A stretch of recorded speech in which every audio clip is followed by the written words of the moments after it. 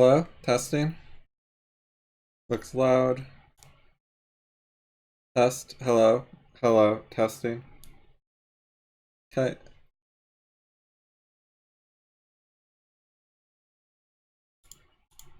So I got a request for this song.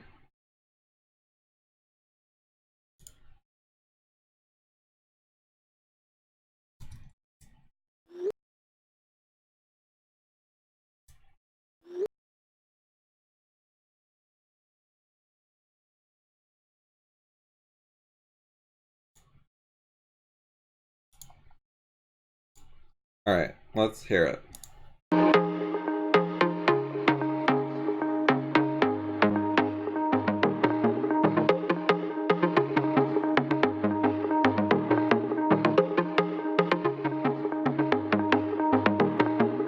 Never had my hand out and asked for something free. I got proud like a roller from miles in front of me. I don't need your help and I don't need sympathy. I don't need you to lower the bar for me. I know I'm superwoman, I know I'm strong. I know I got this cause I've had it all along. I'm phenomenal and I'm enough. I don't need you to tell me who to be. Can someone just hold me? Don't fix me, don't try to change a thing. Can someone just know me? Okay, so makeup, glamour, transparent clothes, a little girl who she's teaching to be the same way. It looks like she's gonna perform in front of an audience. There's cute stuffed animals. What is she actually saying? I wasn't really paying that much attention to the lyrics. Heard something about being strong.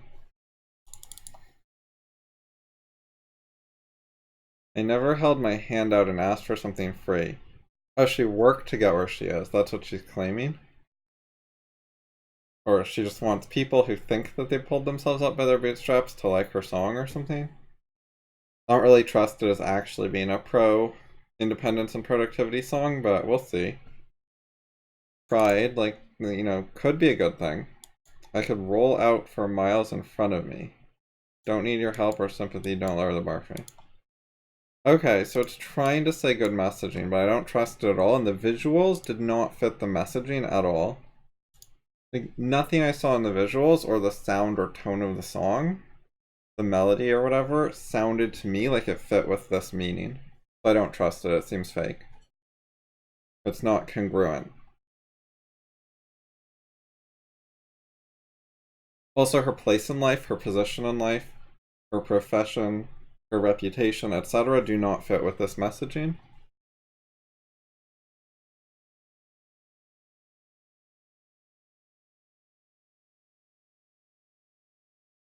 Like, her career came from primarily getting super lucky, as far as I know, on American Idol on one of the first seasons, I think. Like,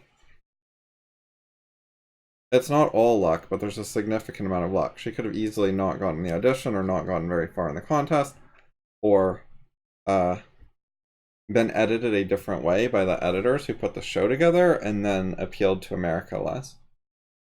Or someone else could have been on that season who appealed more, and gotten the attention away from her. There's plenty of people who are, approximately as good at talent as her. There's no particular reason it had to be her instead of someone else. It's just like the discussion with Toohey and Peter Keating in The Fountainhead, where Keating sort of says, why should you have that position? You were just there to hold it open so someone else could have it later. So it wouldn't be taken by someone who actually merits the position and earned it, like Howard Rourke. Clarkson is that kind of person. So she's not very self-made. She's just the establishment, the powers that be, the Hollywood controllers or whatever. They need a succession of people with certain characteristics that they can make stars out of and make money off. And she got lucky to be selected. Now after that, she's learned what she's doing to some extent. Like, if she did a bad job, she could have faded out easily. Once people are movie stars or pop stars or whatever, they either learn how to do it or fail. So if your career lasts for years, then you've at some point learned some skills that other people don't have. But that doesn't mean you were more deserving in the first place. Other people could have gotten the job and then learned the skills too. And it doesn't mean that you were guaranteed to succeed. You could have easily failed. And it's possible to have some of the skills in advance, but it's not necessary, and it doesn't make that much difference. Like, because she wasn't chosen for being 80% of the way to knowing what she was doing. She was chosen because she got a bunch of publicity. You know, I'm Superwoman. So, equating like productivity and merit and effort and so on with Superwoman, which is a Marvel or DC character, like a comic character, like a fantasy, I don't like. Like, I think that's disrespecting work and merit. Like, she's comparing herself not to a real role model. She's not saying she's like someone impressive. She's saying she's like a fantasy character of fiction. So I think that shows she doesn't understand what she's talking about in the first paragraph. There's a different word for paragraph. Like, is it stanza?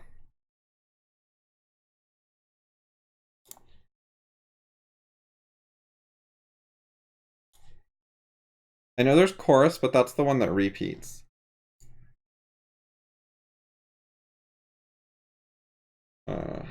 Maybe it'll say what it repeats. A part of a song that is right, but what is the part of the song called? Like, a chorus is one of the paragraphs. Oh, after each verse. A group of lines that form a unit in a poem or song, a stanza. Okay, so I think verse or stanza maybe is correct.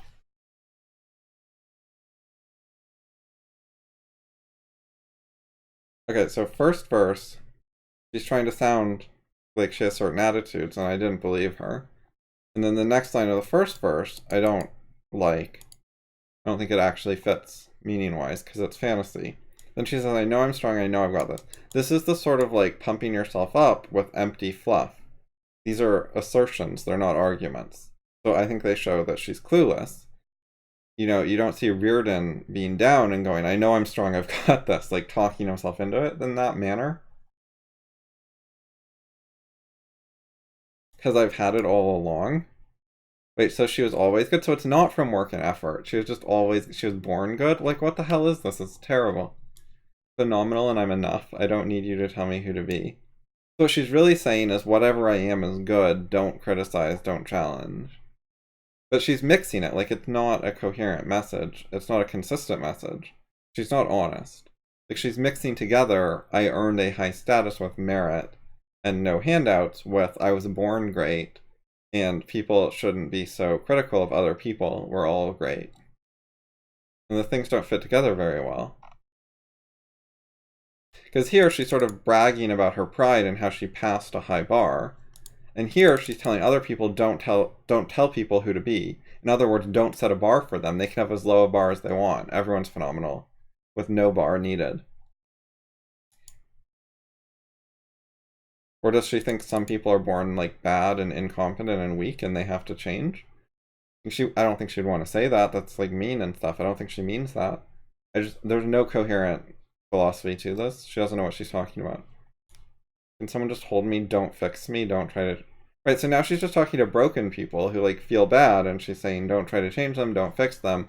Everyone who thinks they're broken is actually beautiful. Everything bad is good. Don't feel bad about being bad. You're good. Which is terrible fucking messaging. And those people do need help, and if you're fucking broken, you shouldn't be saying, I'm prideful, don't lower the bar for me, don't sympathize, and don't help. Like, if you're broken, help is a good thing. Not all helps, like some help doesn't help, but, you know, some help can be good. There's types of helps that help. She says, I'm broken and it's beautiful, meaning being broken is beautiful. Like, badness is goodness. Like, A is B, A is not A. Kind of thing. Like, it's fucking ridiculous. We pretend that we're fine. So from a song about like pride and confidence, it's turned into broken people pretending they're okay and telling other people to shut the fuck up with the criticism. And anyone who criticizes you is a liar. Like, Jesus. What an evil song. War is, yeah, it's like this. Some 1984 shit right there. Alright, let's hear a little more of it.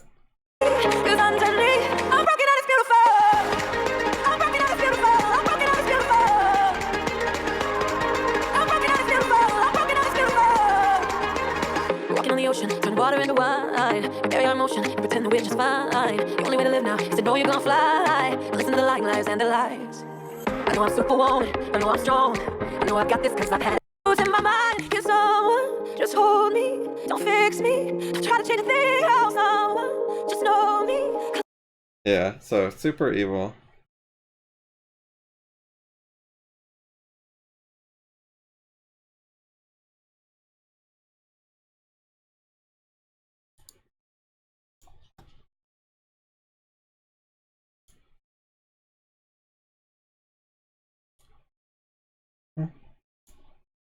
What the fuck? I have 2 copies of OBS open? Alright, quit that one. I'm trying to go to Macdown. What I wanted to do is... Okay.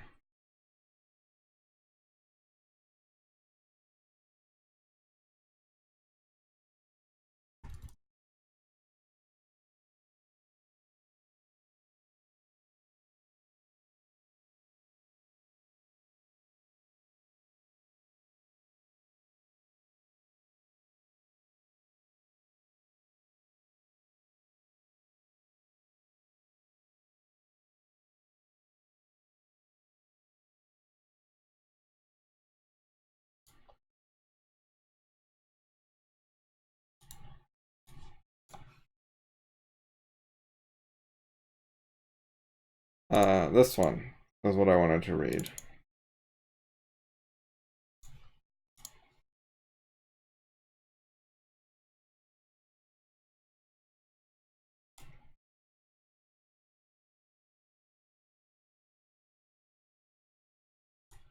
Okay.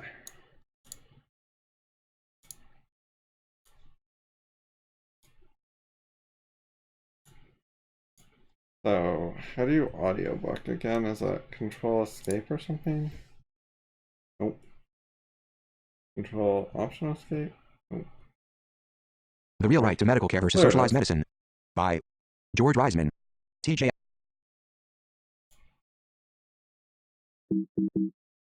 Let's go to System Preferences and check this shit out though.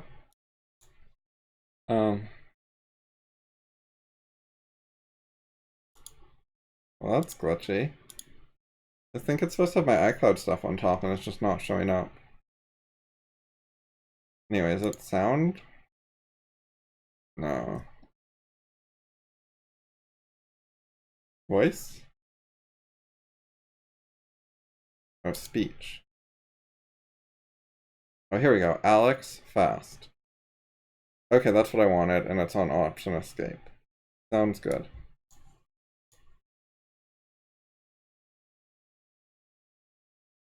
Alright, let's see how the volume looks on the OBS. The Real Right to Medical Care versus Socialized Medicine by George Reisman. TJS okay. Books. The Real Right to Medical Care versus Socialized Medicine. Wait, did it start George at the beginning, Reisman, not at my PhD, cursor? is Pepperdine University. Oh, I have to duplicate it. Okay.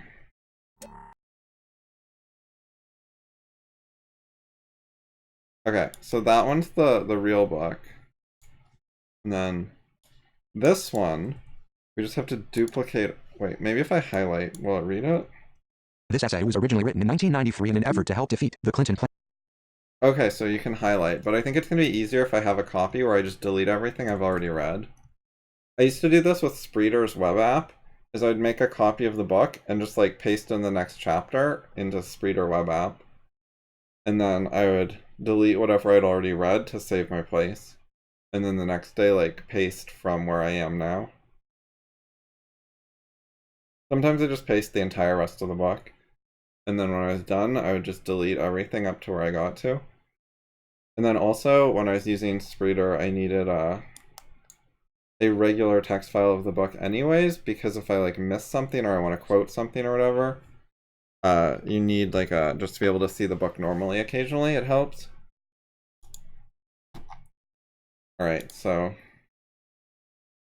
This essay was originally written in 1993 in an effort to help defeat the Clinton plan, which was then being put forward as the mechanism for establishing socialized medicine in the United States. The numerical data used in the essay to illustrate the cost of medical care are from that period, though much smaller than the corresponding numbers would be if current data were used. They're large enough. oh yeah, I already read the preface. So yeah, this is from 1993. So we get to see like what the Democrats were trying to do to healthcare like 25 years ago.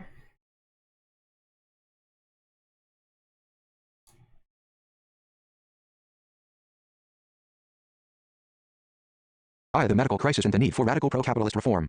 For decades, the cost of medical care has risen relative to prices in general and relative to people's incomes. Today, a semi-private hospital room typically costs $1,000 to $1,500 per day, exclusive of all medical procedures, such as x-rays, surgery, or even a visit by one's physician. Basic room charges of $500 per day or more are routinely tripled just by the inclusion of normal hospital pharmacy and supplies charges. The cost of a Tylenol tablet can be as much as $20, and typically the cost of the various medical procedures is correspondingly outlandish. In such conditions, people who are not exceptionally wealthy, who lack extensive medical insurance, or who fear losing the insurance they do have if they become unemployed, must dread the financial consequences of any serious illness almost as much as the illness itself. At the same time, no end to the rise in medical costs is in sight. Thus, it is no wonder that a great clamor has arisen in favor of reform, radical reform, that will put an end to a situation that bears the earmarks of financial lunacy. Such a reform has been proposed by the Clinton administration. The essence of its plan is to control the rise in medical costs by a combination of controlling the various prices charged by the providers of medical care and the kinds and quantities of medical care that they can provide. In the plainest language, the Clinton administration's proposed solution to the problem of ever-rising medical costs is price controls and rationing. Okay, so $20 for Tylenol tablet shows that something's broken. Something's going wrong there. Because those things should cost pennies. You can buy them at the store and buy like 500 tablets for $5 or whatever. So why would they cost so much more at the hospital? Like, I know there's going to be some surcharge or overhead for the labor of the nurses giving you things and whatever, but it's labor's not like that expensive. This is ridiculous. So something's broken about the system. There's something that's screwing it up and making it broken. So the Clinton plan is not to address the root cause. This plan does not attempt to figure out what is the root cause and how do we fix it. Or put it a different way, he thinks the root cause is capitalism. He thinks capitalism inherently overprices things, lets people exploit each other because of their greed, and so on. And so the problem with capitalism and the solution is anti-capitalism. It is socialist methods, Marxist policies, and so on. The solution is don't let the market function, have government set prices, set who gets what, ration things, control everything. So you can look at it either as he doesn't know what the root cause in the medical industry is, or he just thinks capitalism is generically a problem, in which case, he should propose socialism for all industries, not just medical care. But he's not proposing anything about why medical care is special, and what is going wrong in medical care that's not going wrong in supermarkets, and then what can we fix? According to Clinton's theory, the problem is capitalism. Therefore, you would see the same sort of thing at supermarkets, like $100 steaks or, $20 potatoes, stuff like that. But we don't see that, which shows Clinton's wrong. If he thinks it's a generic, universal problem of capitalism, why is it affecting hospitals instead of supermarkets? He's not explaining that.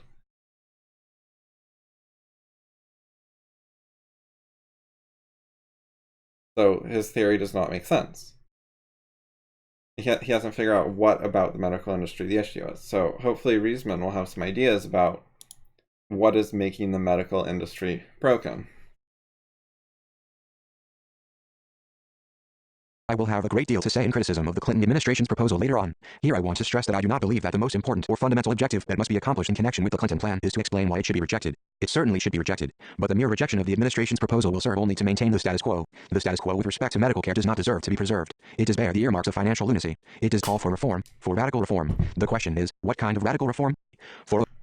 Okay, so this is good. Reisman wants to figure out what's actually the problem and how do we fix it. The primary issue is not why is Clinton's plan bad, but what's going on and what should we do? And he's saying that the status quo doesn't deserve to be preserved. I agree with that, and I think we're in the same scenario here too. Our medical care system is fucked up. we should not try to be keeping the status quo. The status quo is bad. We do want to change something, which is different than grocery stores where I think the status quo is okay.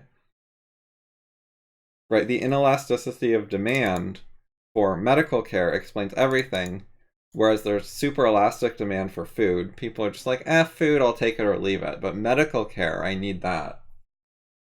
I think people skimp on medical care more than on food, as in, like, they're more likely to be like, I don't need to go to the doctor for this sickness. I'll be okay, probably. I think they do that more than they're like, I don't need dinner today.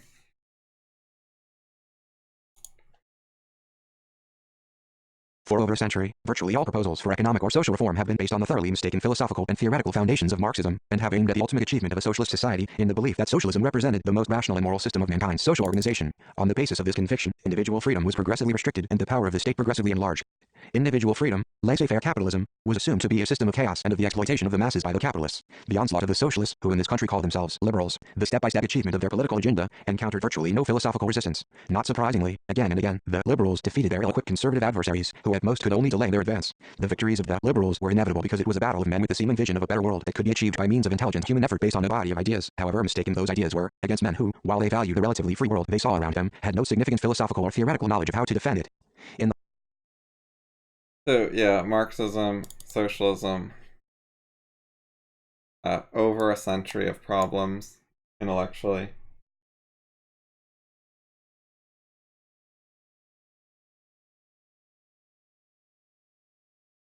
Most proposals for reform have been Marxism over and over again, and that's what Clinton's doing. This is Bill Clinton, by the way, not Hillary.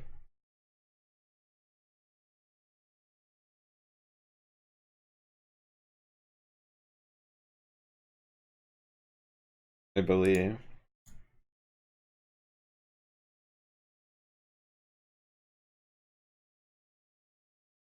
He never says.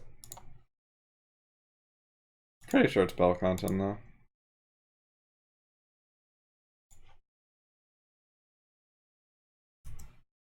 Why did my thing turn red?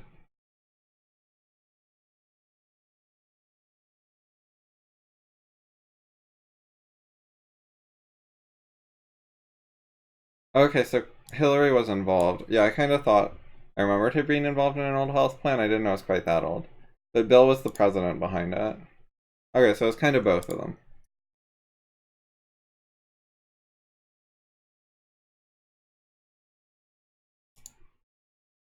Bill was the big boss, though. He has the biggest responsibility for that shit.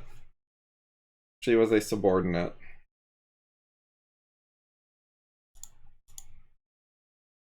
So there wasn't good enough philosophical arguments by the pro-capitalist people, and that's why they've been losing.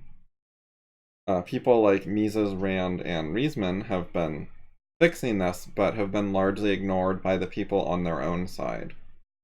That is, most of the pro-capitalist or right-wing or whatever people have not been switching to good arguments now that they're readily available.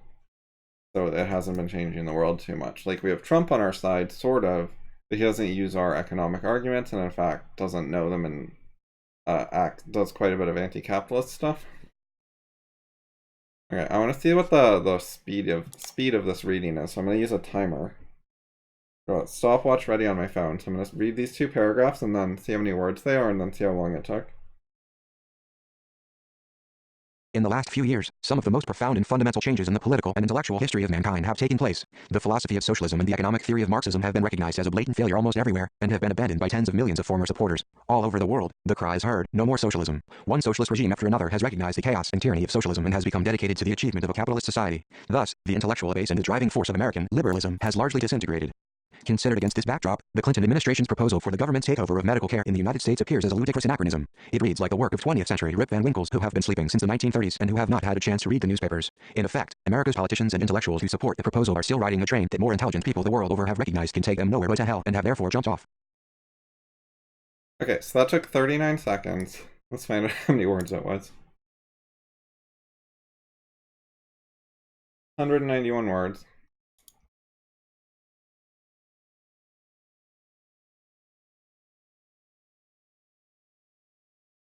Oh, that's words per second, so 60 times. Okay, so it's approximately 300 words per minute reading pace, which is rather slow. That kind of sucks.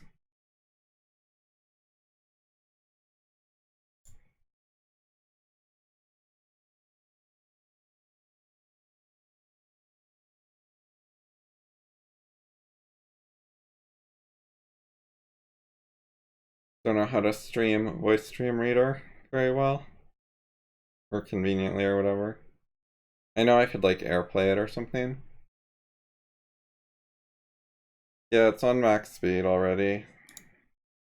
Unless there's like a terminal command, but I have it on fast here. And Alex. There's customize. Oh, that customizes the list.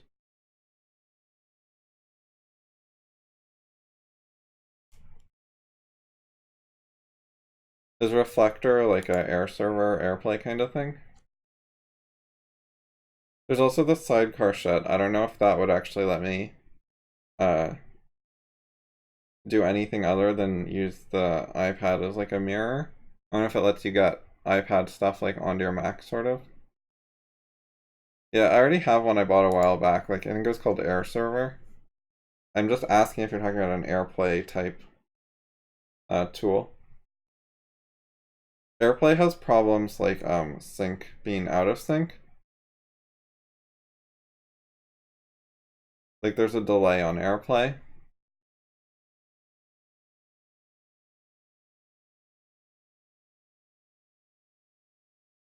And when you do AirPlay, it mutes your phone or iPad. I guess in this case, I could get the computer audio and the computer visuals, and then they would both be delayed the same amount, and it would be fine. I had problems when I was streaming a game, because I was playing the game on my phone, not on my Mac. But the phone's audio was muted, and then the audio would come through the Mac and be delayed like 1 second compared to the game, so it'd be out of sync, so it was terrible. So I had to like play muted a lot.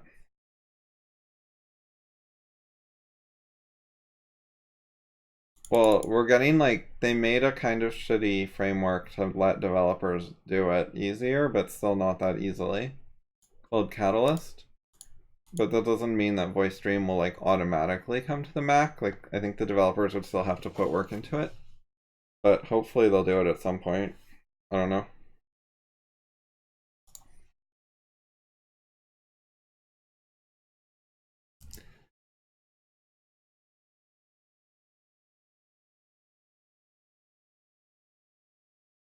They recommend an Android emulator to run voice stream on your laptop. Yeah, hopefully maybe they'll make it in the future or something. I could run the iPhone simulator from Xcode. I think it's like really slow though. Probably a bad idea.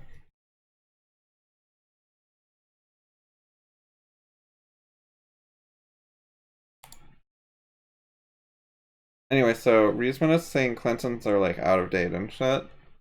And a lot of the world has recognized they're wrong. That has some truth to it, but I think it's somewhat misleading. There was a Twitter Mac app. They discontinued it. They don't give a shit.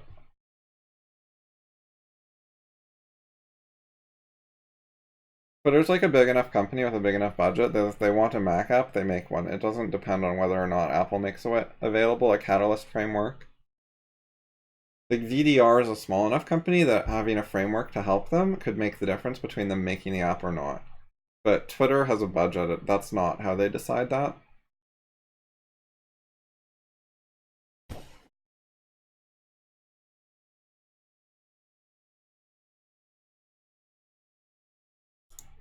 Right, so the Clintons he's sort of calling them out of date and like people have recognized socialism doesn't work.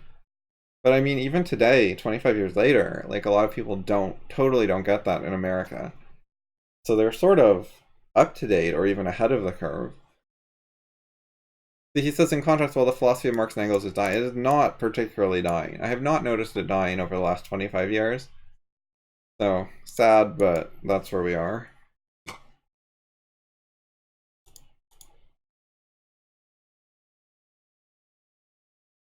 Oh, Twitter did it?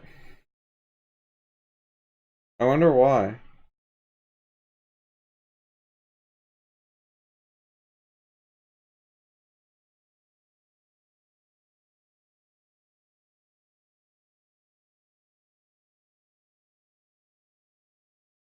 Oh, maybe Apple made a deal with them so it would promote Catalyst and shit. Maybe they knew about Catalyst in advance and that's why they dropped their old Mac app. Because they knew the Catalyst thing would come along anyways. But yeah, maybe Apple like actually asked them to or like, called in a favor or whatever. That would explain it.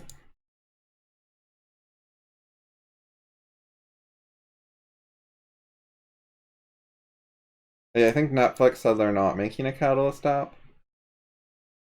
So it's a good marketing win that Apple got Twitter to do it at least.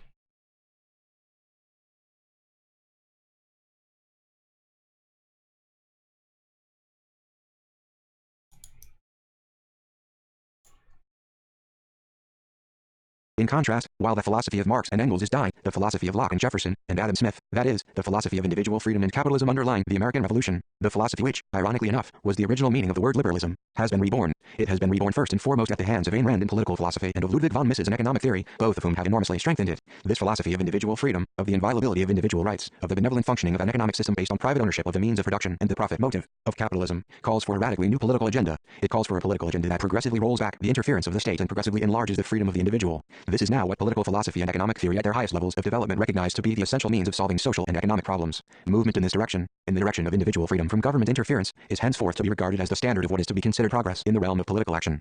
It is on the basis of this newly resurgent, radically different political philosophy and economic theory, this philosophy and theory of individual rights and capitalism, that I explain the causes of the present crisis in medical care, criticize the Clinton plan, and present the appropriate solution and how to achieve it. 2. I don't think Mises has been ascending in the last 25 years. That's my general impression. Rand, I don't know. I'm not really sure where she was 25 years ago. Maybe she ascended some, but not like a huge amount. And most of her fan base and followers are not very dedicated or serious. So, yeah, that sucks.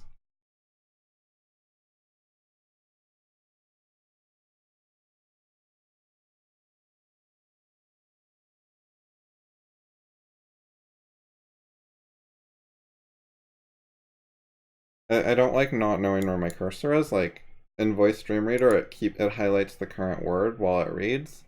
I like that a lot more. I would prefer RSVP plus text to speech in sync. I think that would be amazing and really easy to add to Voice Stream, but they won't do it.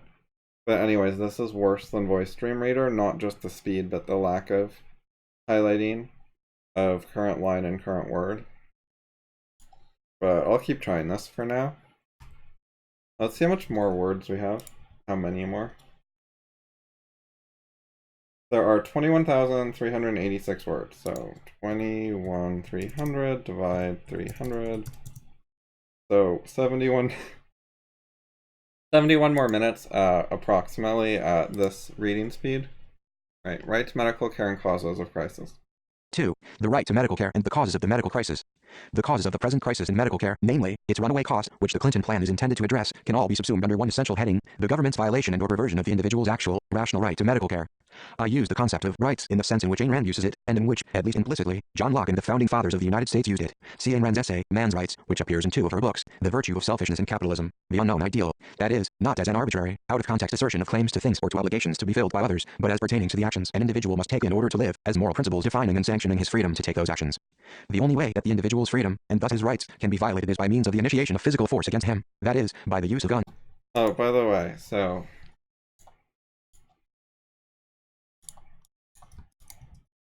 I'm gonna get the link to this book. Oh, there's a free one? There's a free version. It might be missing the intro. Yeah, so it's missing like a couple paragraphs of introduction. It's on Amazon for $1, but here's this shit. If you prefer Kindles, you can get it here. I'll throw these in my Mac down, this one.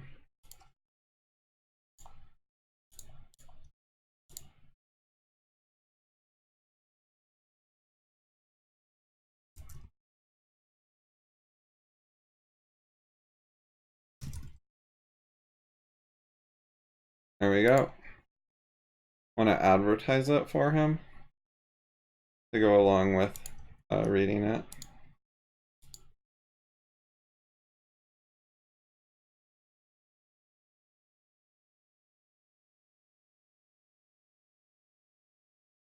I got a whole 2 comments on Mises.org. That's so sad. 2 comments.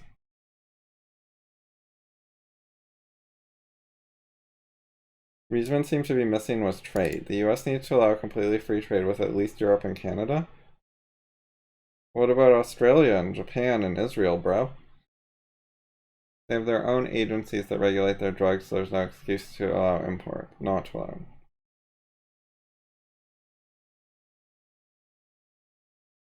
I don't know if you can trust all of Europe. Like, certain European countries have first world drug regulation standards and shit, but not all European countries.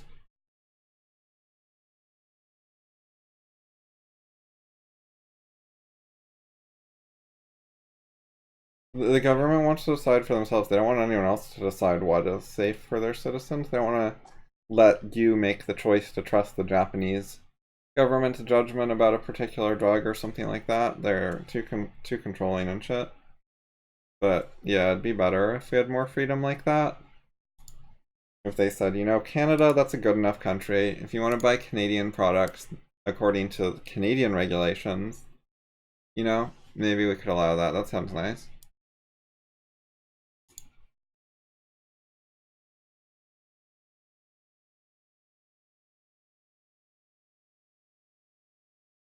Their rights are related to the actions an individual must take in order to live. Moral principles defining and sanctioning his freedom to take those actions. So like rights to property and just sort of in general free action. As long as you're not being violent, you can just do whatever you want in your life, and so can other people. The only way that the individual's freedom, and thus his rights, can be violated is by means of the initiation of physical force against him. That is, by the use of guns and clubs against him. This takes place in the form of the government's threat to dispatch the police if he does not obey irrational laws. This is what stops him from taking the actions necessary to serve his life. Right. So there's also fraud, and there's threat of force. These are both related to physical force in some way, but the arguments of how they're related are not super clear and obvious and whatever. Therefore, it is common to specify them as extra things, like physical violence, threat of physical violence, and fraud are all rights violations. So even if we were mistaken that fraud was related to physical violence, we would still be opposed to it, I think. Or in particular, even if one of our arguments for that was mistaken, or even all the ones we currently know were mistaken, we would still not be convinced to allow fraud. Fraud being things like, I sell you a pack of 6 apples. I advertise it as 6 apples, but you get home and you open it after you paid for it and you find there are 3 apples in the container because it wasn't a transparent container. You know, that would be fraud.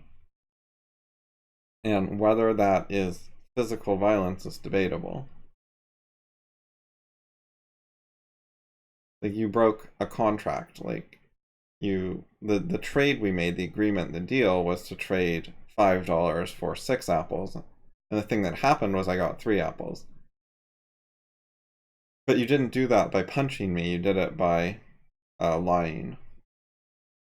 Of course, I'll go back and ask for the other apples, and then if you just don't give them to me and ignore me, you're still not punching me, so it's a different kind of thing in some way. However, I have a right to those apples, I bought them. Or I have a right to my money back in the alternative. Therefore, I have a right to, you know, pick up and carry home 3 more apples from your store, or my $5 from the cash register, or maybe half of it, $2.50, because I did get half the apples.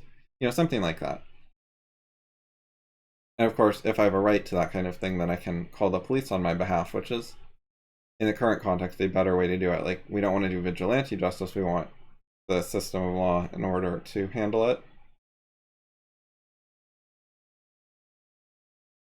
But anyways, so you got to the point in the analysis of thinking, okay, what stops me from walking back into the store and, picking up $3 out of the cash register to make up for the fraud. And what stops me is physical force or fear of physical force. He might punch me to stop me. He might grab my hand. He might push me away. He might lock the cash register to keep my hands out. There's some sort of physical thing blocking me. Another thing that could happen is he might, maybe I just met the guy on the street and bought it, and then I can't find him again. He goes into hiding. He runs off. So then, the thing that's stopping me is, like the physical situation that he used his legs to run away, and he used his cunning to put on camouflage and find a hiding place and stuff like that. All of that, clearly is not reason. It is not following the rule of law and contract and so on. But whether you want to call it violence or physical force, there are some perspectives where it's reasonable to differentiate it as a second category that's also a rights violation, and say it's not violence, but it's also not okay. We have to have contracts, and you can't just lie and cheat people. Anyway, so I'm not fully comfortable with Reisman's phrasing where he talked about rights and freedom being about only initiation of physical force with guns and clubs, because that doesn't do a good job of explaining scenarios like advertising, I'm going to sell you a bottle of pills with 500 Tylenol in it for $20. And you buy it, and then it turns out there are only 300 Tylenol in it and 200 sugar pills. Or even poison pills.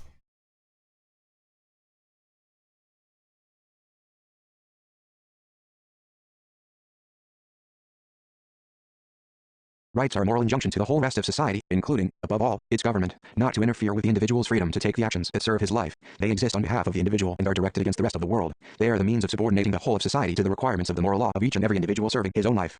It should go without saying that in serving his own life, each and every individual is morally obliged to respect the right of others to be free from any initiation of physical force on his part. This is implicit in the right of each to be free from the initiation of physical force by the whole rest of the world. In exercising his own rights, therefore, the individual is not to violate the essential right of anyone else to be free from the initiation of physical force by him. This means that insofar as any individual's exercise of his rights entails the cooperation of other people, their cooperation must be obtained voluntarily. An individual has no right to exercise any alleged right that would entail the initiation of physical force against others and thus a violation of their rights. There is no right to violate anyone else's rights.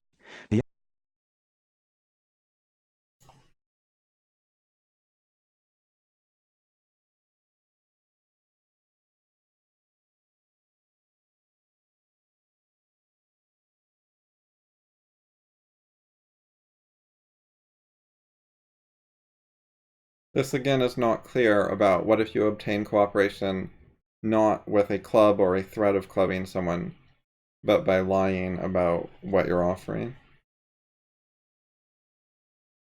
The exercise of man's right to life means simply that he has the right to take whatever actions are necessary to sustain and promote his life or further it in any way. For example, in the simple conditions that prevailed on the American frontier in the 19th century, he has the right to clear land, build a cabin, hunt game, grow crops, and so on. In the more complex conditions of life in modern society, in which he is surrounded by other people, insofar as his taking any such actions entails the cooperation of others, notably, the use of their labor or property to serve his life, his proper and necessary means of obtaining their cooperation is to trade for it. For all practical purposes, this means that he obtains the cooperation of others by selling his labor or goods for money and then using their money to buy the labor and goods of others. Buying and selling become an integral part of the exercise of one's rights in any modern society. Buying is the means whereby one enlists the intelligence and skills and the wealth and property of others in the service of one's life. Selling is the means whereby one provides others with the benefit of one's own intelligence and skills and wealth and property in the service of their life and thereby obtains the means of buying. Thus, in the conditions of life in a modern division of labor society, the right to free exchange, the right to the freedom of contract, becomes an essential aspect of the exercise of the right to life. It is at the base of the exercise of the right to life under conditions in which individuals mutually cooperate to mutual advantage in promoting their lives. It is at the base of the exercise of the right to life that enjoys the overwhelming advantages of life in a division of labor society.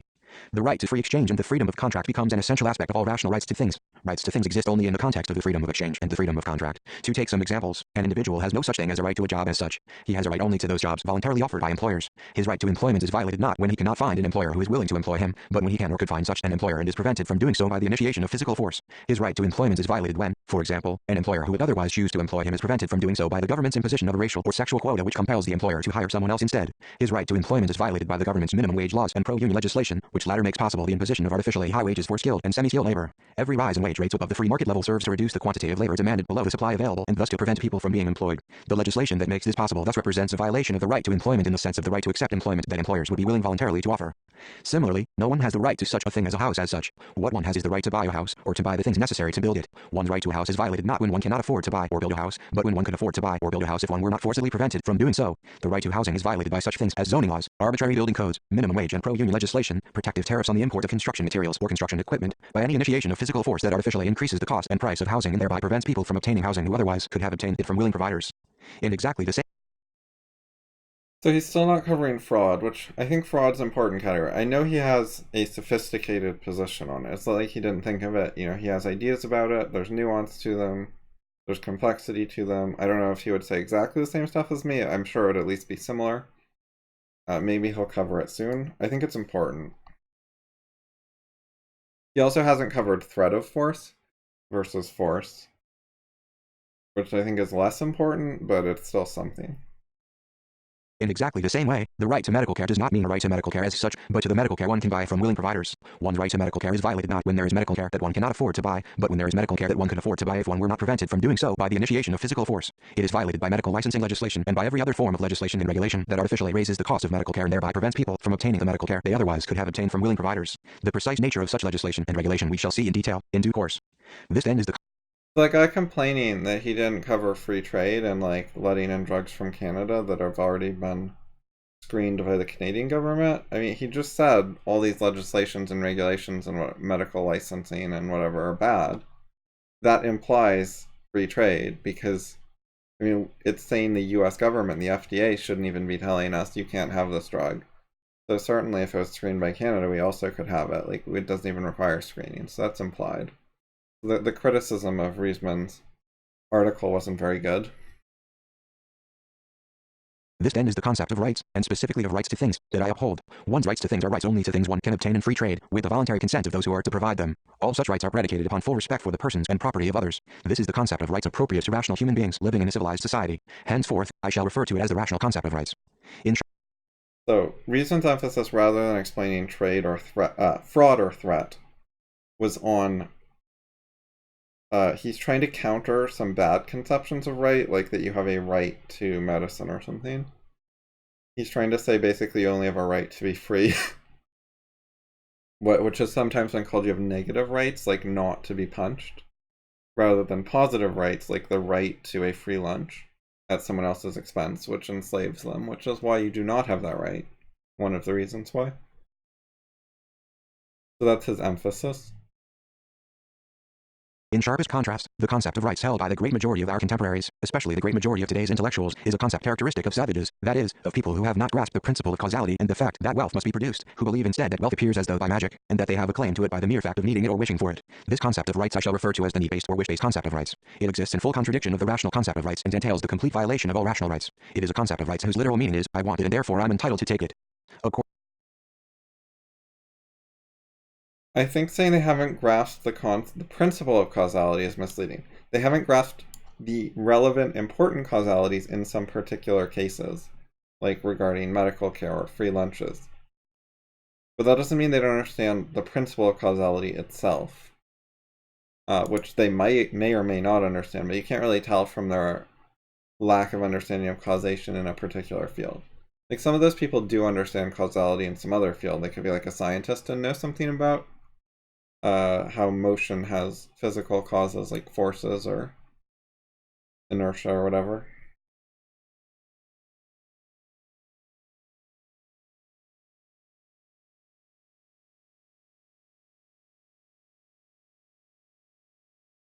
According to this concept, people do have rights to jobs, houses, and medical care as such, just by virtue of needing or desiring them, since a job entails the payment of money by the employer to the employee, and typically the provision of the use of part of the employer's premises to the employee. The notion of a right to a job as such, that is, with or without the employer's consent, implies an alleged right to take an employer's money against his will and to occupy his premises against his will, that is, an alleged right to trespass on his property and to rob him. Similarly, since a house, or any other material good, is a product of human labor, the right to a house as such implies a right to compel other people to build one a house, whether they wish to or not. It is tantamount to claiming a right to force labor on their part. Finally, in exactly the same way, the alleged right to medical care as such implies an alleged right to force others to pay for one's medical care against their will, or to force the providers of medical care, such as doctors and hospitals, to provide it against their will. It thus implies an alleged right to medical care as a right to steal and enslave. All such alleged need-based or wish-based rights are a contradiction of genuine, rational rights, which exist precisely as a moral sanction of the individual's freedom from such outrages. I have said that the causes of the present crisis in medical care can all be subsumed under the heading of the government's violation and or perversion of the individual's right to medical care. By this last, I mean its use of the alleged need-based right to medical care rather than the actual, rational right to medical care as the basis of various policies it has adopted over the years. Seen in this light, the origins of the present medical crisis go back all the way to the government's establishment of various forms of medical licensing as early as the 19th century, and the subsequent increase in licensing requirements it has imposed in the course of this century. The essential nature of medical licensing is forcibly to exclude from the market a more or less sizable number of individuals and organizations who otherwise would be willing providers of medical care. Such legislation violates the right to medical care by depriving the buyers of medical care of the services of these willing providers. It is both a violation of the freedom of competition of those providers and, by the same token, the bestowal of a monopoly privilege on those to whom the government grants licenses. It deprives the buyers of medical care of the benefit of the additional supply of medical care that would be provided by the excluded competitors and forces them to deal only with the government-protected medical monopolists. The inescapable effect of such legislation is to make medical care scarcer and more expensive. The principal victims of such legislation are necessarily those who can least afford any rise in prices, namely, the poor. I will deal with the essential rationalization offered in favor of medical licensing later. Ironically, the main drive. Okay, so it looks like he's not going to cover fraud or threat. Let's search the book. Fraud one time.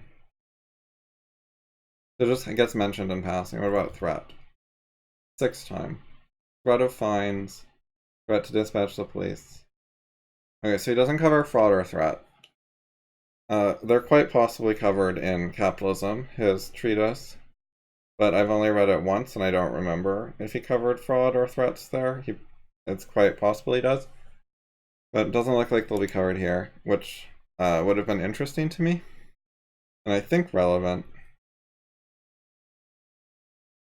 So he's going instead into trying to point out that medical licensing is bad. So further covering the topic that the blog commenter complained about.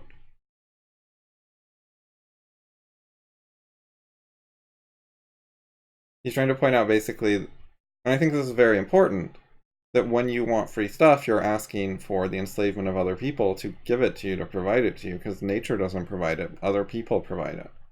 So when you demand it, you're demanding it from other people. Which is anti-social, it's anti-cooperative, it is dealing with other people in a mean way. You're using violence against others. You don't have an attitude of win-win solutions and helping each other. You have an attitude of struggle for power and dominance, so you can be master and them slave rather than you slave and them master. So the socialists are anti-social, which I think is notable. And the real liberals, the classical liberals, the objectivists, the Austrian economics people, they are actually in favor of social harmony and cooperation and a system, capitalism, which lets men deal with each other rationally instead of by force, which makes it possible for men to get along instead of having conflicts. So they are the pro-social people who deserve the title socialist, along with liberal and progressive and pro-freedom and so on. Ironically, the main driving force behind medical licensing has always come from within the medical profession itself, many of whose members have sought the monopoly privileges that licensing bestows and thereby the artificial rise in their own incomes that it makes possible. There is nothing that should be surprising in this. It simply means that physicians have often acted in the same mean spirit as carpenters or plumbers who form coercive labor unions, farmers who seek government subsidies, or businessmen who seek protective tariffs. It is an expression of the mentality that underlies most government intervention into the economic system, namely, the mistaken belief that it is possible to serve one's self-interest by means of the initiation of physical force against others, coupled with a willingness to serve it by such means. Such a policy is irrational and ultimately self-destructive. Indeed, its self-destructiveness is illustrated precisely by the plight of today's physicians. For what is ironic in the fact that physicians have been no driving force behind medical licensing legislation is that, in effect, they first sent around to others precisely what has more recently been coming around to them, namely, the violation of individual rights in the field of medicine. The effects of medical licensing have played a major role in encouraging demands for socialized medicine and the threat to the rights of physicians that socialized medicine represents. Medical licensing has played into the hands of the advocates of socialized medicine precisely by making medical care scarcer and more expensive, thereby reducing the amount of medical care obtained, particularly by the poor. Because the effect of medical licensing was greatly to increase the difficulties of poor people in obtaining medical care, socialized medicine was perceived as all the more necessary. It was a classic case of what von Mises describes as prior government intervention, serving as the cause of problems used to justify later government intervention, this time against the beneficiaries of the prior intervention. The essential goal of social... Yeah, that's common. One government intervention creates a problem, and then people propose more government intervention to deal with the problem. That comes up in Beginning of Infinity.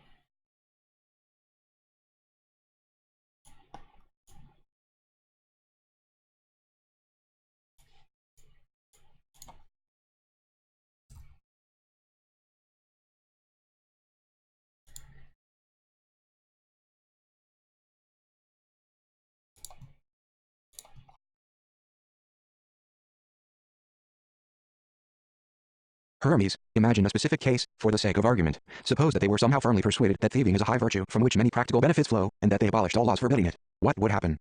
Socrates, everyone would start thieving. Very soon those who were best at thieving and at living among thieves would become the wealthiest citizens. But most people would no longer be secure in their property, even most thieves, and all the farmers and artisans and traders would soon find it impossible to continue to produce anything worth stealing. So disaster and starvation would follow, while the promised benefits would not, and they would all realize that they had been mistaken. Hermes, would they? Let me remind you again of the fallibility of human nature, Socrates. Given that they were firmly persuaded that thievery was beneficial, wouldn't their first reaction to those setbacks be that there was not enough thievery going on? Wouldn't they enact laws to encourage it still further? Socrates, alas, yes, at first. Yet, no matter how firmly they were persuaded, these setbacks would be problems in their lives, which they would want to solve. A few among them would eventually begin to suspect that increased thievery might not be the solution after all, so they would think about it more. They would have been convinced of the benefits of thievery by some explanation or other. Now they would try to explain why the supposed solution didn't seem to be working. Eventually they would find an explanation that seemed better, so gradually they would persuade others of that, and so on until a majority again opposed thievery. Hermes, aha, so salvation would come about through persuasion.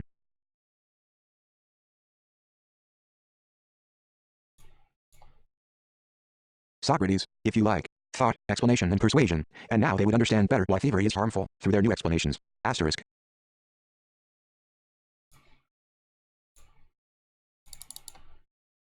Hermes, by the way, the little story we have just imagined is exactly how Athens really does look, from my point of view. That is, it's common for human societies to think something is good, get some of it, it doesn't work, and then get more of it instead of realizing it's not working. That's a typical expected kind of thing to happen. It happens with government regulation. The essential goal of socialized medicine is that the individual should be relieved of financial responsibility for his and his family's medical care. Medical care should be provided to him without charge by the government, paid for out of taxes. To this extent, allegedly, his life will be worry-free, because the government will take care of him. Medical care will simply come to him according to his need, paid for by others, presumably according to their ability. It should be obvious that such an arrangement entails the utter perversion of the right to medical care. The right to medical care ceases to be the individual's right to take the actions required to secure his medical care, namely, to buy it from willing providers. Instead, it becomes an alleged right to the fruits of others' labor and ability, with or without their consent, for that it is the only way it can be obtained if the individual himself is not to pay for it and yet is to have a right to it merely because he needs it. As I have shown, its existence is in direct contradiction of all actual rights, which center precisely on the individual's freedom from involuntary servitude. The first major direct step toward the establishment of socialized medicine in the United States came about in connection with World War II's price and wage controls. The price and wage control authorities typically refuse to allow wage increases, just as they typically refuse to allow price increases. In the case of wages, however, they made an important exception. They allowed employers to pay for medical insurance on behalf of their employees. Although the medical insurance constituted an additional labor cost to the employers, and thus from their perspective was indistinguishable from a rise in wages, the price control authorities did not regard it as a wage increase and therefore allowed it. The income tax authorities also did not regard it as a wage increase and therefore did not tax it. The employees too did not regard it as an actual wage increase either. They regarded matters from what must be called the rather magical perspective of believing simply that their medical needs would be met and that they would not have to pay for it. After World War II, in the remainder of the 1940s and in the early 1950s, coercive labor unions made employer-financed medical insurance a standard part of their contract demands. Even most non-union employers were compelled to provide it in order to avoid giving their employees a reason to unionize. Thus, by the end of the 1950s, employer-financed medical insurance had become the prevailing method of meeting medical expenses throughout the American economy. This is how the system of medical insurance we know today came into being. Of course, not all medical insurance plans were or are exactly the same. Some require of the worker no out-of-pocket payment of any kind for medical expenses. Others have imposed some kind of relatively modest annual deductible, such as $100 or $200, which the worker has had to pay before payment by the insurance company begins. A common practice has also been that the employee pay some share of the medical expenses beyond the deductible, typically 20% of the amount of the expenses up to some rather modest maximum limit, such as, at present, $5,000, which means a maximum limit of $1,000 as the employee's own additional contribution. It cannot be stressed too strongly that this system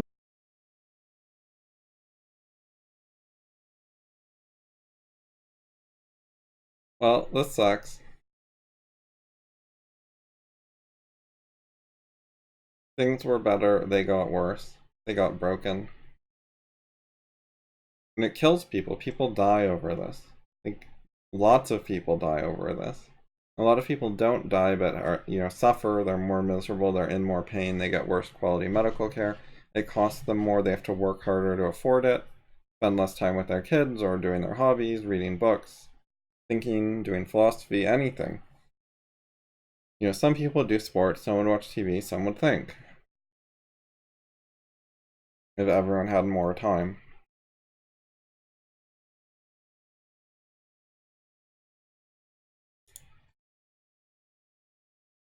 It cannot be stressed too strongly that this system of medical insurance contains essential features of socialized medicine, and that, as we shall see, is why our problems in connection with medical care have gotten progressively worse since World War II, as the present system of medical insurance was extended and people became more and more acclimated to it.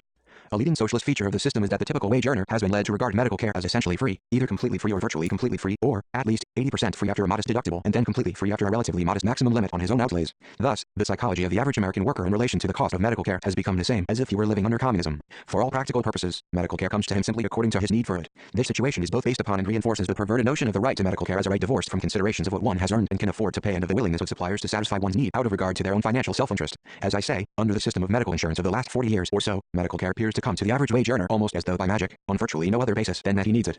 The present system also shares with socialism, with communism, the further, corollary feature that for all practical purposes the individual's burden, the actual financial cost of his treatment, is borne by a large group, a more or less giant collective. Thus, when an individual with medical insurance undergoes procedures with a cost of $10,000, say, he personally may pay nothing at all or, at most, perhaps $1,100 or $1,200, the entire rest of the cost is spread over the group as a whole. And if the individual undergoes medical procedures with a cost that is twice as great or 10 times as great, the cost to him, if anything at all, will still be no more than $1,100 or $1,200, and the much larger remaining total will be spread over the group as a whole.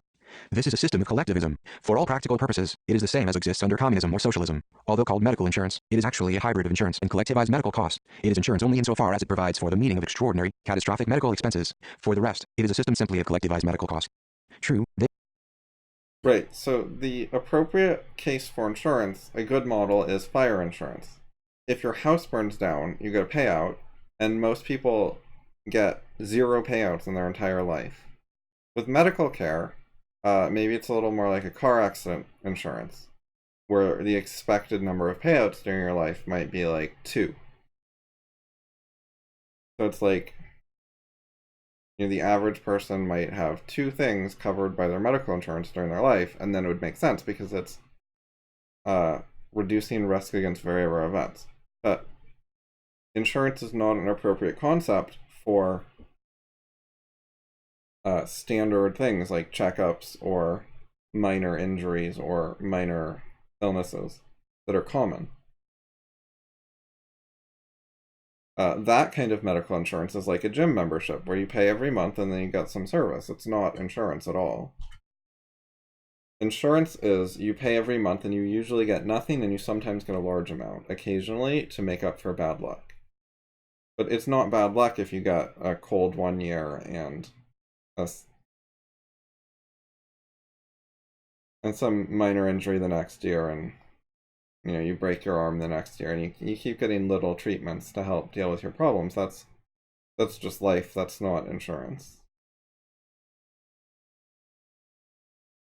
So the system collectivizes not just the insurance costs, which is sort of what insurance does, is it takes a large pool of people. Just like fire insurance, you got, 1 million homeowners pay into a pool, and then it pays out money to the people whose houses burn down. That's the insurance system, and it does involve a large collective and sharing costs in a way. But that's only appropriate for things like a fire. It's not appropriate for daily expensive, like you couldn't have food insurance to buy you food. That would just be a food subscription plan.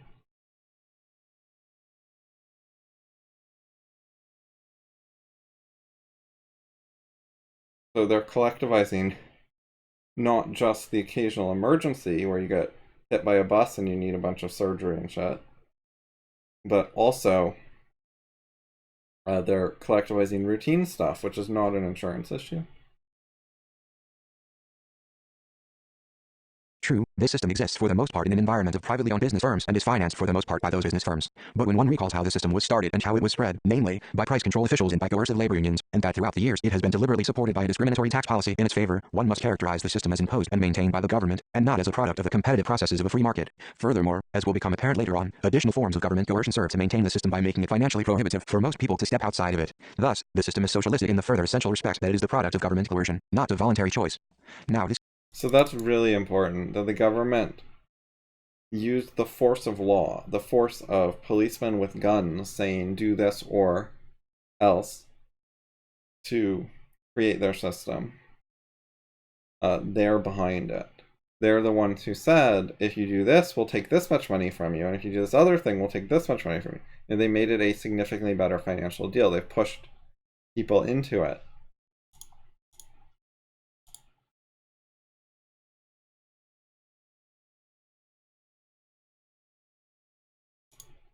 Oh, hey, there's a blog comment from a clueless guy.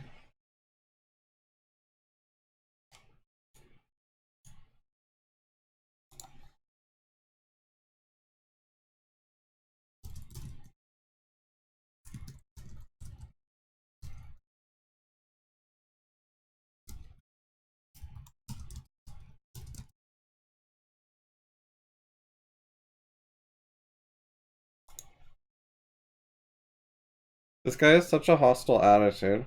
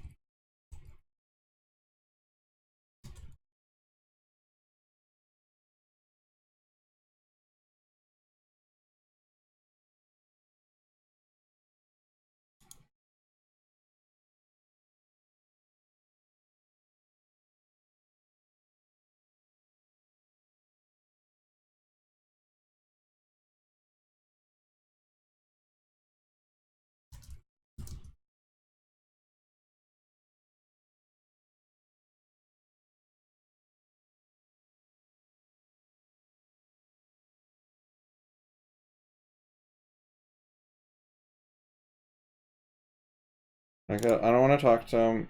I'm done. He's telling people to read books they've already read.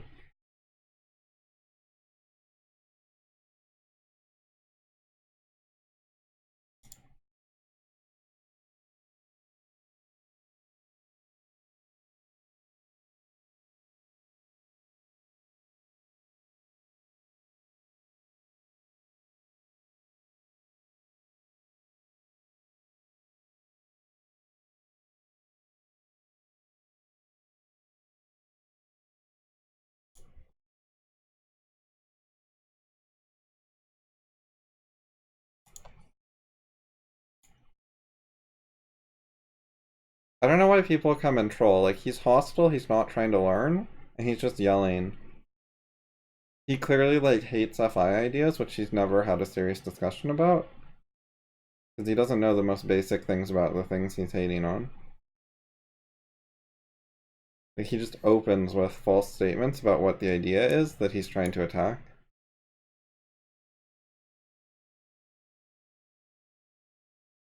And what is motivating him to do that? Why is he so hateful? What triggered him? It's hard to know because he won't say who he is. Like, it's possible he had some discussion and something happened. And this is a consequence of some previous discussion, but he's hiding that information, which is nasty. He's hiding, like, crucial context to what he's saying to make it more confusing, and he's doing it on purpose.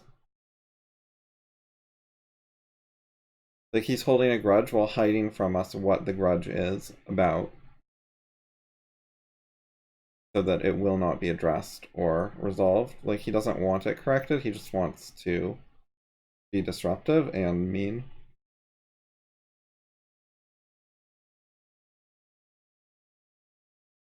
Now, this collectivistic system of governmentally imposed private medical insurance is the leading cause of the continuous rise in medical costs that we have experienced. To help my students understand this point, I ask them to imagine that after class, they all go out together for a meal somewhere, on the understanding that the check will be divided evenly, irrespective of what anyone orders. I explain how this will greatly affect what they order. I point out, for example, that someone who might be thinking of choosing between, say, a $3 hamburger and a $15 steak will now be much more inclined to order the steak. This is because instead of the additional cost to him being the full difference of $12, which it would be if each student had to pay his own check, the additional cost to him will now be perhaps just 50 cents. That is, it will be the additional $12 divided by 24, which happens to be the usual number of students in my class. I point out that to the extent that the students behave this way, the size of the total check must increase. Obviously, if what all 24 students ordered were affected in this way, the size of the check that each of them would have to pay would end up being $15 instead of $3, because each of them would experience the effect of 23 other students shifting 50 cents of their additional cost to him. In other words, it would be a situation of mutual plunder, in which all would lose. I explain how even if things... Right, and if you get a hamburger but everyone else gets the steak, instead of paying $12, or no, $15, right, so if everyone gets the steak, then everyone's going to pay $15 because that'll be the average. But if you get the hamburger, now everyone pays $14.50 or something in that ballpark. So you save 50 cents by getting the hamburger, and everyone else saves 50 cents. So you're saving everyone else 50 cents and yourself 50 cents. So if you don't want to pay $15, if you'd rather pay $3, the best you can do is buy the hamburger and pay $14.50 instead of 15. So you have very little control over what you pay. I explain how even if things did not start out quite this bad, the dynamics of the situation would tend to make them end up this way if such meals were made a regular event. I point out that because the students are a relatively small group and know each other to some extent, and probably have some personal regard for each other, many of them might be unwilling to take advantage of the others and thus would order as they normally would, perhaps even more conservatively than they normally would. But all it takes is that a few of them take advantage of the situation. In that case, at the next such outing, some of those who have shown restraint the first time will follow a lead of those who hadn't and also take advantage of the situation. Soon self-restraint will be regarded as serving merely those who are unwilling to practice self-restraint. Even if this kind of outcome might be avoided in a small group of individuals, all of whom possess both high regard for one another and high standards of personal responsibility, it is certain that in a group consisting of thousands, tens of thousands, or millions of total strangers, the only possible outcome will be a sharp increase in total cost. Here one can benefit oneself greatly at virtually no significant cost to any other single individual, who is anonymous in any case. In a group of 100,000 people, for example, an additional expense of $1,000 incurred on behalf of any given individual means an additional expense of just 1 cent to each member of the group.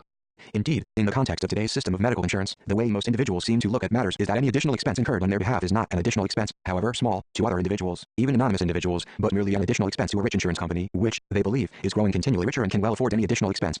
By the mid-19... The money comes from taxpayers or from businesses, meaning lower salaries. It has to come from somewhere. Viewing it as like, oh, it's just a rich company. Yeah, well, where does that money come from? And what else would happen with the money if it wasn't used in this way? By the mid-1960s, the collectivization of medical costs imposed by the government had created severe new problems. The rising demand for medical services it had created was pricing medical care more and more beyond the reach of the poor and the elderly. At this point, the government added further intervention to its earlier intervention, namely, the Medicaid and Medicare programs. These programs, of course, represent a more extreme collectivization of costs for the particular groups they cover. The medical costs of the poor and elderly are charged to the account not of a collective representing the membership of a given private insurance plan, which may range from the thousands to the low millions, but to the account of the country as a whole, that is, a collective representing more than 100 million taxpayers. The collectivization of medical costs, both under government-imposed private medical insurance and under Medicaid and Medicare, raises medical costs in a variety of ways, each of which deserves consideration. In each instance, the perverted notion of the need-based right to medical care, that is, an alleged right to medical care that entails a claim on other people's wealth or labor, which must be met with or without their consent, is what underlies both the collectivization of medical costs and the concomitant loss of the individual's personal financial responsibility. In this way, it is a perverted notion of the right to medical care that is fundamentally responsible for the rising cost of medical care. The following are the specific ways in which this is the case. 1. The potential. So I wanted to check how far in the book I am, which is not halfway, but like 40% or something. That's why I scrolled down to see where the scroll bar went. So these next sections are pretty short. So I'm going to do like another section or two. Maybe try to get around halfway through. 1. The potential for a limitless rise in the price of medical services. Insofar as medical services or facilities are limited in supply, the notion of the need-based right to medical care and the collectivization of medical costs to finance it create the potential for a limitless rise in the price of medical services. To understand this, imagine an auction. There are a large number of units of some good for sale, but there are not enough units for sale to satisfy all the bidders for all of their requirements. Thus, some bidders must go away empty-handed, or at least with fewer units than they would like. As I indicated before, there could have been a larger number of units for sale, but the government does not let them onto the floor of the auction. It keeps them out by means of licensing legislation. To the extent that the equivalent of the perverted notion of the need-based right to medical care prevails at this auction and the individual is relieved of financial responsibility by virtue of being able to charge his bids to a collective, there is simply nothing present to stop the rise in the bidding. No matter how high prices go, people still assert their alleged right to the item and go on meeting or exceeding ever higher bids, in the knowledge that their bid will be paid for by their collective. If this is an auction market for medical services, they go on bidding in the knowledge that their bids will be paid for by their insurance company or by the government. The only people who are eliminated from the bidding are those who lack medical insurance or the medical coverage of some government program. The rise in prices only stops if there are enough uninsured bidders who can be made to drop out of the bidding so that, for the moment at least, the insured ones can be satisfied. Of course, when this situation was reached in the 1960s, and it was the uninsured poor and elderly who had to drop out of the bidding, the government soon stepped in to remedy the situation by making additional billions available for them through the Medicaid and Medicare programs, so that they could carry on in the bidding for the supplies its licensing legislation had artificially reduced. Then, of course, the uninsured bidders who had to drop out of the bidding were drawn from a higher economic rank, namely, the lower middle class. This was because the rise in prices fueled by the government's injection of still more funds into the medical market now surpassed their financial ability to pay. Understanding these facts, incidentally. This is really interesting. So you're saying basically, so the market's like an auction where people bid for stuff because there's finite supply. This is very basic but important. And then people are bidding based on the ability of the whole collective to pay because they represent a huge group. And they're just like, yeah, sure, $5,000 for a Tylenol. I want a Tylenol. I don't care. Other people will pay. Doesn't cost me anything. And so then the prices go up because of the bidding war. And this pushes some people out of the market and they don't get care. And the government sees, oh, these poor elderly people aren't getting medical care. Then they just take billions of dollars from the taxpayer and say, here, now you can bid the price up and hand it to the old. That's so fucked up. Understanding these facts, incidentally, should make clear why the Clinton administration's current proposal to force employers to provide medical insurance for the 37 million Americans who remain uninsured leaves absolutely no alternative but price controls and rationing as the means of controlling costs. This is because if virtually everyone is now to have the need-based right to medical care and have his bill sent to the collective for payment, there will be absolutely no limit to the bidding and the rise in prices unless the government restricts the medical care he is allowed to have and determines the price that is to be paid for it. Try to imagine, for example, a situation in which there are 100 units of a supply available and 137 bidders, each of whom would like to have 1 unit of that supply and is in a position to send the bill for his bid to the government. The rise in cost to the government can only be controlled if the government imposes some kind of limitation on the amount anyone is allowed to bid for in this manner, such as 137 of a unit of the supply, and refuses to allow anyone to attempt to buy more by raising his bid even with his own money, because that too would increase the cost to the government. It is true, of course, as critics of the Clinton plan point out, that many of the uninsured are so for only a relatively short time, and that approximately half of them are under 26 years of age. While these facts mitigate the severity of the medical crisis in comparison with what it appears to be if the figure of 37 million is taken without these qualifications, the situation is still extremely serious. It still means that at any given moment there are 37 million people, or the close relatives of many of them, who are exposed to needless financial devastation in the event of a serious illness. In addition, it still means that if the Clinton plan is enacted, not only will the demand for medical care rise correspondingly, but also the potential will be created for a limitless rise in the price of medical care in the absence of extensive government controls restricting its use. 2. The potential. Right, so basically, if the government is going to pay for everything, then they need to set the price so they don't just pay unlimited taxpayer money.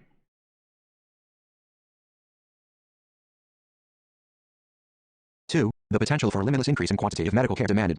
The notion of the need-based right to medical care and the collectivization of medical costs to finance it. Yeah, so this reminds me. The book is, you can see it in chat, right? It's right there. The Real Right to Medical Care versus Socialized Medicine by George Reisman. The links are right there. I don't know if you can see links from before you joined the stream, though. So, hopefully you can see those on your screen.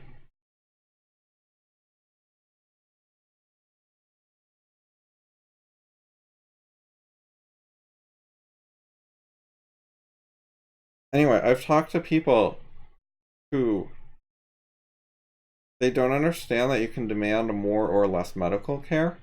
Their view is you demand the medicine that you need, no more and no less. And then there's just a clear amount that you need. Like if you break your arm, you need a cast and a Tylenol. Stuff like that. They don't apply this to optional cosmetic stuff like, breast enhancements or LASIK, laser eye surgery. But they think for like the important stuff, like if you get cancer, you need chemotherapy and surgery or whatever. If you have a heart attack, you need whatever they do with heart attacks. If you have a stroke, you need whatever they do for that. If you have diabetes, you need insulin and whatever. And they think you have no choice. Like you couldn't ask for less or more. It's just that's what you need, that's what you get. So they don't think there's a limitless increase in demand, like ordering a steak instead of a hamburger, or 2 steaks or 3 steaks. They think, everyone needs a hamburger and that's it. You need a hamburger when you get sick, and you need a steak worth of medicine when you fall down, and so on. So they don't understand that there's different qualities of care. Some doctors are better than others, and you could demand care from a more highly trained doctor. You could demand, I want my surgery done by a guy who's already done 100 surgeries. And there's a lesser supply of experienced surgeons than surgeons. You could say, I want my surgery done by a guy with 25 years of training and 100 animal surgeries as practice if he hasn't done 100 human surgeries. Like you could raise the amount of training required if you're going to have a newbie. You could say, I want him to spend half his career in simulations before he operates on anyone, or I don't want him to surgery me. I want someone better than that. There's many, many ways you can ask for better care. You can ask for shorter lines, shorter wait times. When you get to the office, the doctor is available instead of still finishing up with the last guy, stuff like that. You can ask for pain medicine when your pain is mild. There's options of how severe of pain do you need before you want pain medicine. You could consume more or less of it. There's risk-related options.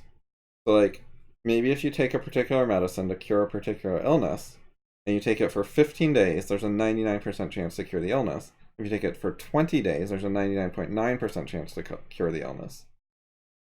So you could skimp and take it for 15 days, or you could demand 5 more days of medicine and take it for 20 days to better ensure that it works. So your demand could be higher. You could say, well, 20 days is better for me. I want that one. Who cares what it costs? But if you had to pay for it, if the cost mattered to you, you might say, I think the 15 is good enough.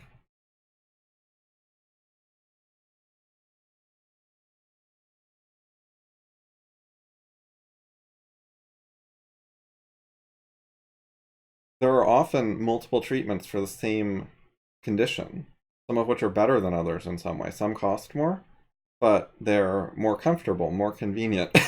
They work faster. You spend fewer days not at work.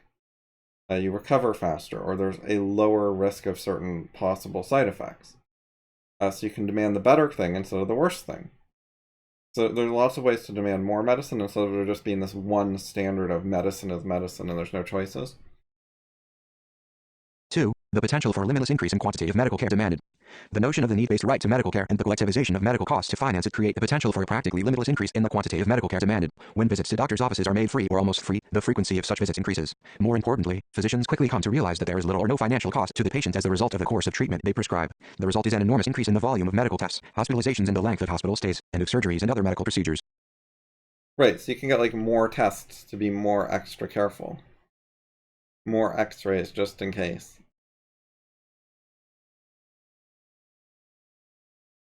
So, if neither the doctor nor the patient is paying for it, for the benefit of the patient, if it's free, they'll get more tests, more hospitalizations, stay in the hospital longer, get more surgeries, and more other medical procedures, and so on and so forth. Usually, there is some genuine value to be gained from these things. They represent additional precautions or are objectively desirable in some other way. It is just that there is no longer any consideration of the costs involved. The situation is comparable to individuals who need to buy some kind of automobile, say, being relieved of the responsibility of having to pay for it, and so being placed in a position in which the automobile they choose is a very expensive top-of-the-line model. In such conditions, the patient does gain something additional, and so do the medical providers, who are placed, in effect, in the happy position of automobile salesmen dealing with customers for whom the sky is the limit. In such circumstances, the potential for medical cost increases is truly stupendous. It has no fixed limit. For example, there are some 2,000 different possible tests of a patient's blood that can be performed without harm to the patient and from which useful information can be derived. If each of these tests had a cost of just $1, the total cost, if all 2,000 tests were applied to everyone in the United States, would be more than $250 billion per year. Under the system that has prevailed since World War II, it is only a question of time before such cost increases actually take place, unless they are deliberately prevented by outside action. There is nothing in the system itself to stop them, and everything to encourage them.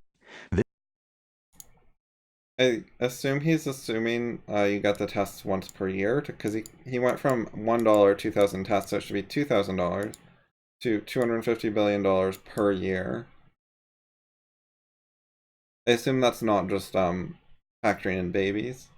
I assume that's everyone gets the test every year, which makes sense. That's reasonable. It's just not fully stated. This is because at each step, it is others who bear the cost. In the case of Medicare and Medicaid patients, the patients and the providers gain at the expense of the government and thus, ultimately, the taxpayers. In the case of privately insured patients, the patients and the providers gain at the expense of the medical insurance companies and ultimately at the expense of the general consuming and wage-earning public. Consumers or wage earners are the ultimate victims of the higher medical costs because the resulting rise in medical insurance premiums charged to employers raises the production cost of goods and services and therefore their selling prices. The rise in selling prices results in reduced quantities demanded of goods and services. This in turn causes unemployment, because employers will not go on producing what their customers will not buy. To prevent the unemployment, wage increases that would have taken place must be foregone in order to limit the rise in costs and prices and thus the decrease in quantities of goods and services demanded.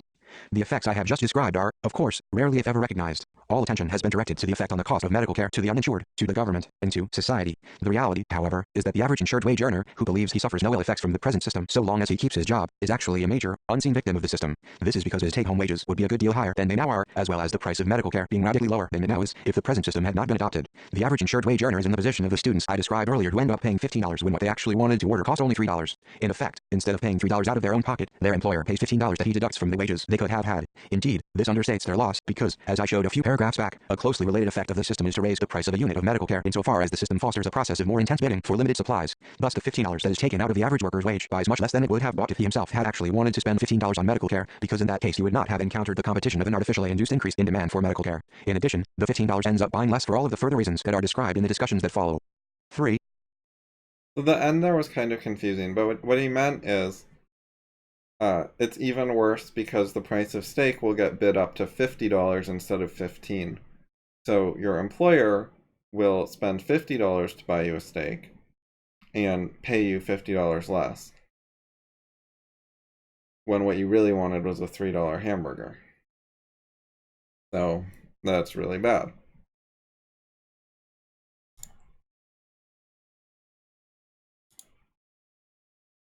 I'm now around halfway. I'll do another one or two. 3. Irrational malpractice awards. The notion of the need-based right to medical care and the collectivization of medical costs to finance it are largely responsible for the growing problem of irrational medical malpractice awards. They imply that what the patient is entitled to is nothing less than medical care that is state-of-the-art. This follows because if a person's mere need for medical care is what entitles him to it, then if his need is better served by more expensive medical care than by less expensive medical care, he is entitled to the more expensive medical care. If his need is best served by the most expensive medical care, then that is what he is allegedly entitled to. In this way, medical care that is anything less than state-of-the-art comes to constitute malpractice, because it represents giving the patient less than his medical need allegedly entitles him to. Indeed, courts have found physicians guilty of malpractice for so much as considering their patient's financial circumstances in determining their course of treatment. The fear of being the object of a malpractice suit leads physicians to practice what has come to be called defensive medicine. This is the practice of prescribing tests and procedures not because they are objectively necessary in the circumstances, but merely in order to provide documentation that will serve to protect the physician in the event of a subsequent malpractice suit, and which thus can serve to prevent such a suit from being brought. Defensive medicine has been estimated to account for more than one-third of the total cost of healthcare. See Leonard Peikoff, Medicine, The Death of a Profession, in Ayn Rand, The Voice of Reason, New York, New American Library, 1980. A third. Jesus. A third. And there's costs and side effects. This defensive medicine, it's not just that it costs money that's being wasted and costs people's like time and effort for lab technicians and so on. Medical tests can harm patients. They can have risks. You can be injured by having a bunch of medical tests done to you. Not all of the tests are like totally risk-free. When you're doing huge numbers of additional tests, some people are going to get hurt. 4. Perverting the effect of new technology on medical costs. The notion of the need-based right to medical care and the collectivization of medical costs to finance it are responsible. I imagine it happens to some extent in other places, but I don't know the details. And maybe not as much because they don't have the same system. The notion of the need-based right to medical care and the collectivization of medical costs to finance it are responsible for the perverse effects caused by new technology in the field of medicine. In virtually every other field, automobiles, computers, farming, whatever, improvements in technology represent a combination of higher quality and lower real cost. Thanks to improvements in technology, we now obtain far better goods than we used to and have to devote much less of our working time to being able to earn the money to buy any of them. Today, for example, thanks to improvements in technology, the average worker works perhaps 40 hours a week and is able to buy with the wages he earns the array of goods that quantitatively and qualitatively constitutes today's average standard of living. A few generations ago, the average worker worked 60 hours a week and received much less in terms of the goods he could buy with the money he earned. Thus, calculated in terms of the amount of labor that must be expended to earn a unit of goods, the effect of improvements in technology has been progressively to reduce the price of everything. That is, because of improvements in technology, people have been able to obtain virtually everything for the expenditure of progressively fewer and fewer hours and minutes of their labor than in the past. Medical care, in the last few decades, is the exception. The only reason it is the exception is the existence of the notion of the need-based right to medical care and the collectivization of medical costs to finance it. If there were a notion of a need-based right to computers, say, and the collectivization of the costs individuals incurred to buy computers, then improvements in computer technology would have the same perverse effect. Then the development of every improved computer chip, hard drive, monitor or whatever would immediately be accompanied by an immense demand. Everyone who could benefit from such things would want them, in the knowledge that he could have them at little or no cost to himself, because the collective would pay. Improvements in technology do not have such effects in the case of computers or any other good besides medical care for the simple reason that people must buy these goods with their own money. Thus, they weigh the benefits against the cost. To the extent that new technologies are expensive, the initial buyers are confined to those who value them above their high price. In the case of consumers' goods, this means both people with a relatively great, intense need or desire for the item rather than people with a relatively modest need or desire for the item, and richer people rather than poorer people. The buyers are those who have the greatest combination of need and desire in wealth and income. In the case of capital goods, the initial buyers are confined to those in a position to derive a monetary gain from the improvement that is substantial enough to justify paying its high cost. As the So yeah, rationally, things get adopted over time unless they are an immediate improvement for everyone. Like, a lot of technologies start more expensive and then we refine them. But when the market's completely fucked up, then bad things can happen. So as soon as a new medical technology comes out, poor people will demand it, paid for by taxes or their labor union or their employer or whatever. Paid for by the collective. And so everyone wants the latest and greatest at any price. So every new technology ends up costing a fuck ton of money because people don't pay for their own use of it. As the item develops a market and experience is gained in producing it, its cost of production tends to fall and its quality to improve. Competition, even the mere possibility of competition, also operates very powerfully to reduce costs and prices and improve quality. In this way, on the basis of falling prices accompanied by improving quality, the new technologies become more and more affordable and thus reach wider and wider markets. They enrich the growing number of individuals who can afford to buy them and thus society as a whole, which is comprised of nothing but its individual members. They certainly do not impoverish society, as people ignorant of economic principles frequently allege to be the case with regard to improvements in medical technology. Very often, the effect of the falling prices and improving quality is to enlarge the quantity of the new goods that people buy to such an extent that they spend more and more in total on the industry that produces them, with the result that the industry comes to account for a growing proportion of the so-called gross national product or gross domestic product. This, of course, is what happened in the case of the automobile industry in the first several decades of this century and, more recently, in the computer industry. In a free market, advances in medical technology could also have such an effect. That is, they could be responsible for medical care coming to represent a growing proportion of the economic system, but if so, it would be on a foundation of progressively falling real costs of medical care, that is, progressively falling costs calculated in terms of the hours and minutes of labor required to earn the money to pay for any given amount of medical care. Thus, the problem of medical care today absorbing more and more of people's incomes in conjunction with improvements in technology, and at the same time becoming more and more expensive rather than less and less expensive, is in no sense the result of improvements in technology. It is the result of nothing but the perverted notion of the need-based right to medical care and the resulting collectivization of payment and loss of individual financial responsibility that it engenders. This is what makes new medical technologies into a source of higher costs rather than the cause of lower costs. 5. The world is so broken in so many ways. The American system's fucked up, but like the socialized medicine countries are also really, really fucked up in somewhat different ways with some overlap. They have rationing and wait times, and the government deciding what medicines you do and don't get, and what quality and so on. Just, lack of freedom, oppression, and tyranny applied to something really important. And this is just one example, and you find this kind of thing in every field. There's so many fuck-ups. In economics, you have like the Keynesians and the Marxists. In psychology, you have all the correlation people who do studies finding correlations between things that are not causations and calling it science. In physics, you have people ignoring the many worlds interpretation and being irrational and refusing to accept what we've discovered.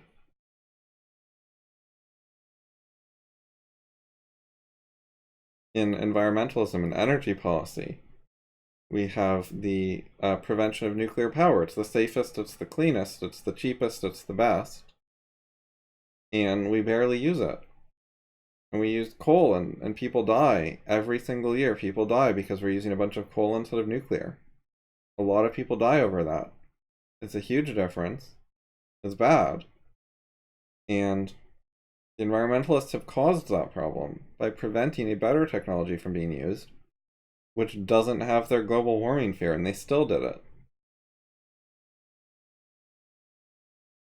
Like superstition and just gross irrationality, like fear of the nuclear boogeyman, have dictated national policy and affected the price of electricity in people's lives. And in California, there are rolling blackouts and PG&E shutting off power to millions of people, rather than a bunch of nuclear plants providing ample power to everyone for cheaper and safer.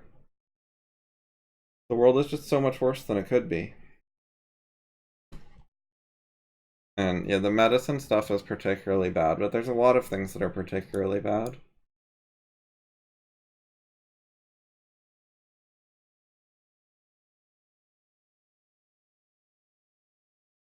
Alright, well, that's done for now.